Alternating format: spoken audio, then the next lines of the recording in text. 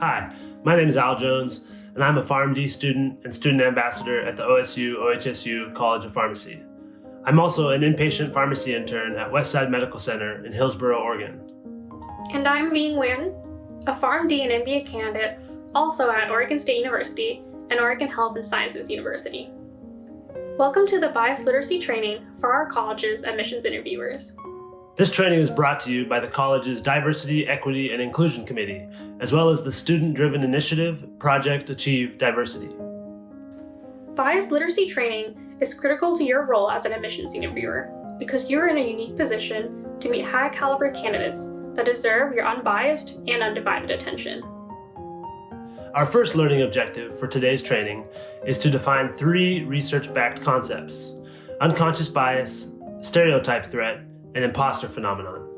Our second objective is to recognize the importance of understanding these concepts. Our third objective is to examine instances where these concepts are pervasive. And our fourth is to learn to address these concepts as individuals. Finally, our fifth objective is to identify further learning material. We will let you know when we transition between concepts. At those times, or whenever you need, please feel free to pause the video to take a break or process what you have just learned. First, we will learn about unconscious bias. There are many different definitions of unconscious bias, also known as implicit bias.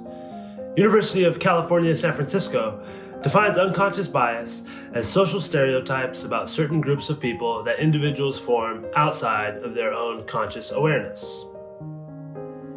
Unconscious bias impacts everybody. This is because unconscious biases can be had about any social identity, and everybody is susceptible to having biases, regardless of our backgrounds or intentions. Bias stems from the natural human cognitive process of social categorization. While it is not inherently bad, how we let bias impact our opinions and interactions with others can be harmful. In our context, scientific evidence states that bias impacts interviewer evaluations and selection processes. Without awareness, biases can increase our chances of missing out on high-quality candidates and puts us at a disadvantage. However, if we're able to recognize our biases, we can mitigate them before they negatively impact others. Let's examine some scenarios where unconscious bias can impact interviews. For each example, the full text will be provided on screen. Feel free to listen to us read it or do so yourself with the volume lowered or the video paused. Be prepared to reflect after the examples are shown. Here's your first example. An interviewer is asking questions, and it comes up in passing that the candidate they're interviewing is a non-traditional student and parent of 2 children. The interviewer writes in their comments, "Decent candidate, lots of leadership experience. Not sure they would be able to handle the course load. Didn't seem like they would make the program a priority among their other responsibilities." Despite the fact that the candidate spoke excitedly about their passion for the sciences and their past volunteering experience in a free clinic. Example number 2. A gay student is going through the admission interview process for a Doctor of Pharmacy program. During one of the interviews, a question is asked about a time in which the student faced adversity and what he did to overcome it. The student decides to tell a story about a time in which he faced prejudice from a fellow classmate in a group project for being homosexual. While telling the story, the student notices the interviewer shift uncomfortably when he mentions that he is gay. Upon noticing this, he decides to wrap up the story relatively quickly, and from there on in, tried to limit his mention of his sexual orientation, despite several of his relevant experiences and stories being related to this identity. Because of this, the student now feels unable to share their most polished interview answers and instead must come up with different examples and experiences to demonstrate their skills on the fly. Here's our third example. An interviewer holds out their hand for a handshake at the beginning of an interview. The interviewee hesitates for several seconds before giving a very brief handshake and wiping their palm on their slacks, all without making eye contact. The interviewer notes this and writes in their note at the end of the interview that the candidate did not seem very professional and lacked enthusiasm for the opportunity. Unknown to the interviewer, the student is immunocompromised and chose to risk physical contact and potential subsequent illness, rather than refuse a handshake in a professional situation. Furthermore, in their culture, a lack of eye contact with elders is considered a sign of respect, which they are attempting to show the interviewer during their exchange. Did you assume that the candidate from the first scenario, a non-traditional student and parent of 2 children, was a woman? The writing of the scenario gave no indication of the gender of the interviewee, but we all still generated an image in our minds. This is an example of unconscious bias, but we caught it, so great job. What other assumptions did you make about the candidates when you heard their descriptions? Furthermore, where did your assumptions come from? Feel free to pause or rewind the video to reflect on these questions. Unconscious bias needs to be addressed both institutionally and individually. This training is part of institutional efforts, and the following are research-supported strategies for individuals from UC San Francisco. Learn about unconscious bias. This bias literacy training is a great start. There are many resources available, and more resources will follow this video. Cultivate self-awareness by recognizing your biases. You can start doing this by taking the Implicit Association Test by Project Implicit, made by scientists at University of Washington, University of Virginia, and Harvard University. Make sure you take the test multiple times because your test results may vary, and make sure to take them periodically as they may change over time as well. Acknowledge the nature of bias. This does not mean being complacent with your biases, but instead understanding their origins so you can better deconstruct them. Furthermore, use evaluated, standardized tools such as rubrics to decrease the impact of bias on assessments. Get to know people from social groups dissimilar from yours. This may help you start to recognize people as individuals and help you dismantle any unconscious biases you may hold about social groups they identify with. Using these and other strategies, you have the power to address your unconscious bias as an individual and reduce their impact on your community. We will now transition to the next concept. If you need to, feel free to pause here before you move on. Our next concept is stereotype threat. To add context, stereotype threat is the social, psychological phenomenon that parallels unconscious bias. While interviewers may negatively impact candidates due to their unconscious biases, candidates may hinder themselves due to stereotype threat. Stereotype threat is any situation where someone fears confirming a stereotype about one or more of their social identities. It's important to note that, like unconscious bias, we can all be impacted by stereotype threat. But for this training, we're focusing on unconscious bias on the interviewer's behalf and stereotype threat on the interviewees. According to research by social psychologists Claude Steele and Joshua Aronson, stereotype threat can be disruptive enough to impair intellectual performance, among negatively impacting other outcomes. Furthermore, the more someone cares and puts an effort in a performance, the more likely that stereotype threat is an impacting factor. This means that if the interview environment causes a candidate to feel stereotype threat, their interview performance can be significantly inhibited and their qualifications underrepresented. Stereotype threat is a very important concept for interviewers to understand because it is a common social pressure causing underperformance. If we can structure the interview environment to reduce stereotype threat, we can empower our candidates and future students to succeed. Let's explore a few situations where stereotype threat impacted interviewees and reflect afterward. Here's one example. During an interview with a young female candidate for the pharmacy program, an interviewer asked a question about her undergraduate courses and personal strengths and weaknesses she discovered along the way. As a student, she discovered that she struggles with some classes oriented around science and math, and she worried that this may support the notion that women are not as capable in the sciences as their male counterparts, and harm her ability to look like a strong candidate. This led her to focusing on other strengths or weaknesses and relatively obscure courses or experiences. By doing this, she wasn't able to confidently express her ability to persevere and overcome the adversity of these difficult courses, and exhibit her dedication to become a more confident and knowledgeable professional in whatever she pursues. Consider another example. A former student athlete is interviewing for a spot within the OSU College of Pharmacy PharmD program. Throughout the student's career in higher education, they have often experienced a stereotype of college athletes being less than average academic students. In fear of this interviewee fails to communicate their leadership achievements earned through their sports career. Instead, they communicate the experiences they feel will be more important to the interviewer, experiences such as tutoring and teaching assistant positions.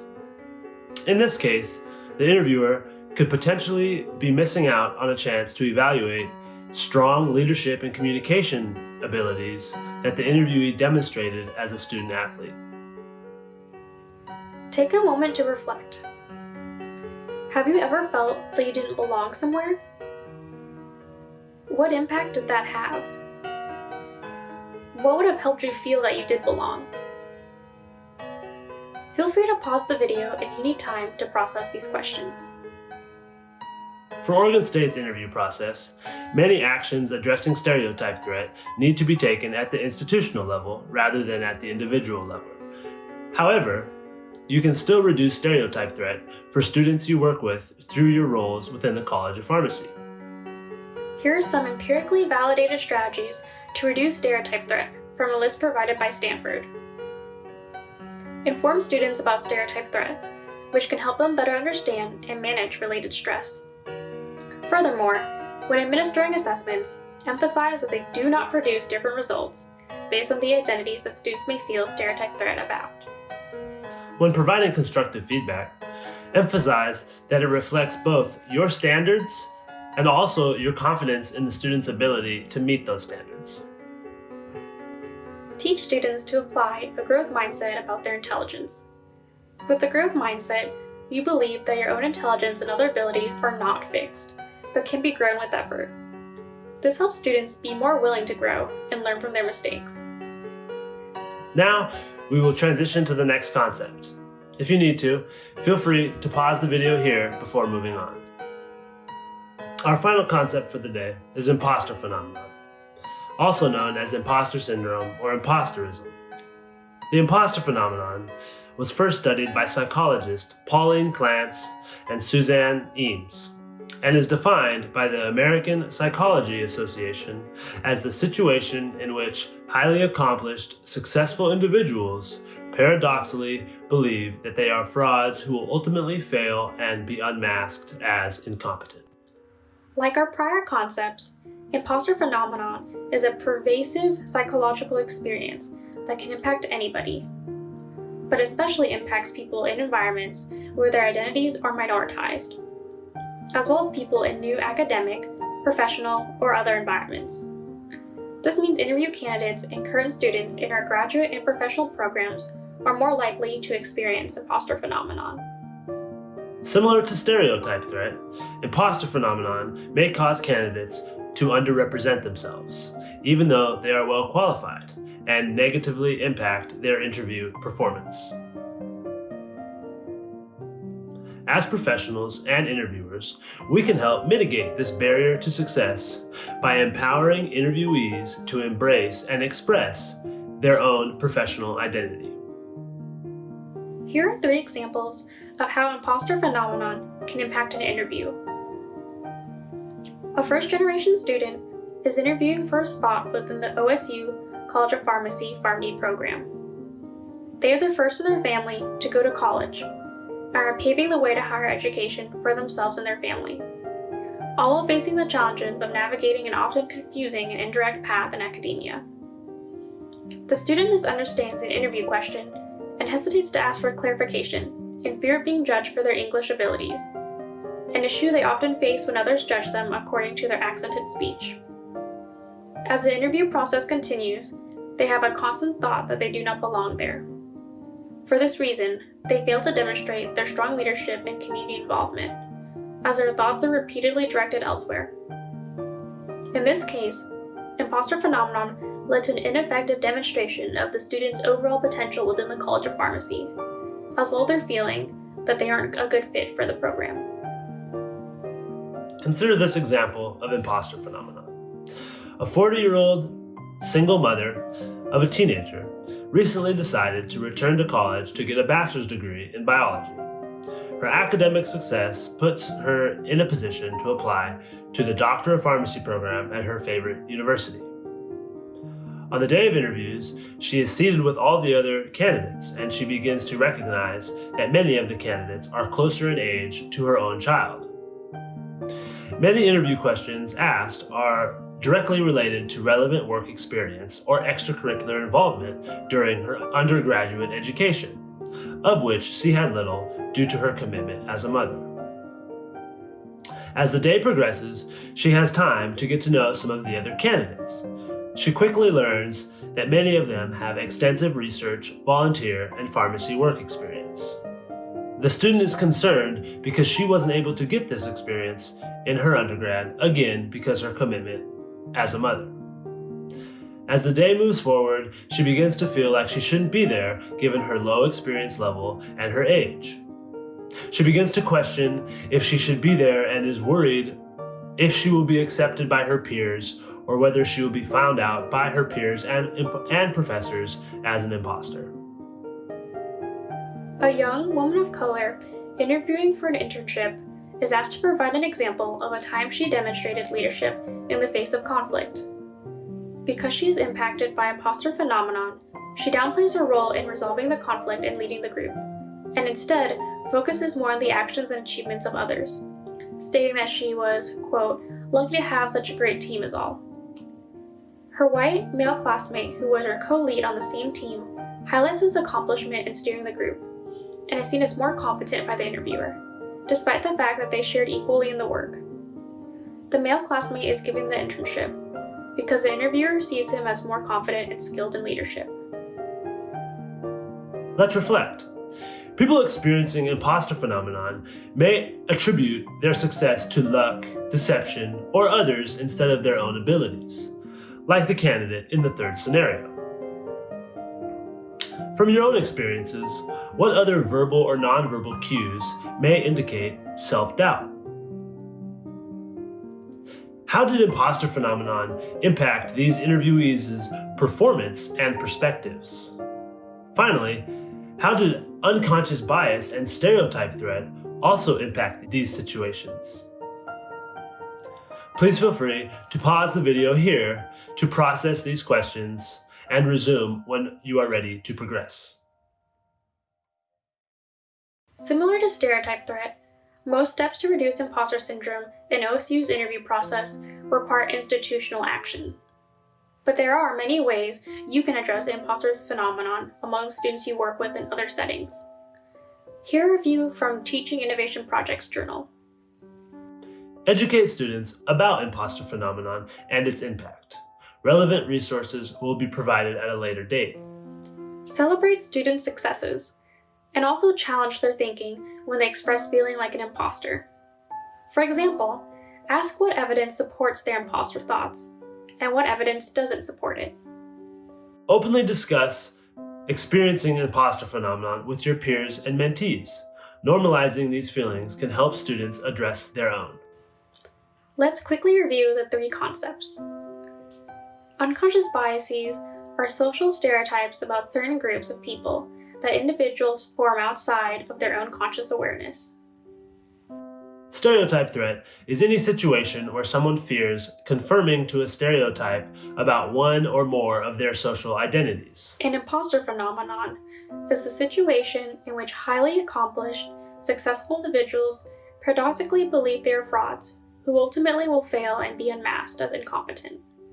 These concepts are more important for us to understand and address because anybody can be impacted by them, and everybody has the power to disrupt their impact. Here are more resources. Start by recognizing your biases through the implicit association test from earlier. To learn more about unconscious bias, UCSF has a comprehensive online training module with links to additional resources as well as a bibliography of recent and classic literature. For stereotype threat, we highly recommend Dr. Claude Steele's book, Whistling Vivaldi, and discussion questions by Dr. Deb Hoskins. In this book, Dr. Steele summarizes his extensive research on the pervasive issue and suggests viable actions to reduce its impact. As referenced earlier, Stanford also offers a list of empirically validated strategies to reduce stereotype threat. For imposter phenomenon, TED provides both a concise overview video and a playlist on how to fight it. At Dr. Pauline Clance's website, you can take a quick test to assess how imposter phenomenon impacts you, as well as access an extensive reference list on the topic. And here are complete references.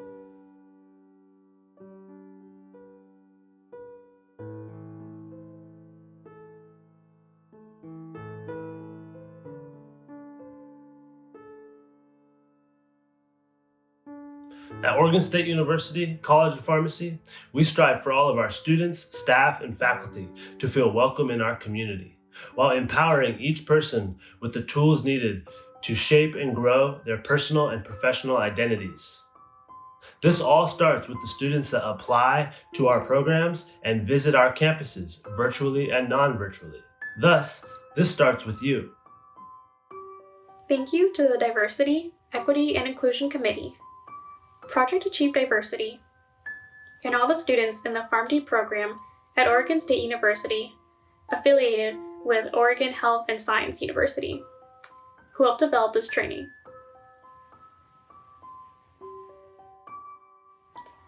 This concludes the end of our bias literacy training, but not the end of our work. We hope this training broadens your perspective as an interviewer, and we encourage you to continue learning and engaging to cultivate diversity, equity, and inclusion in our community. We have work to do, and we must do it together. Thank you.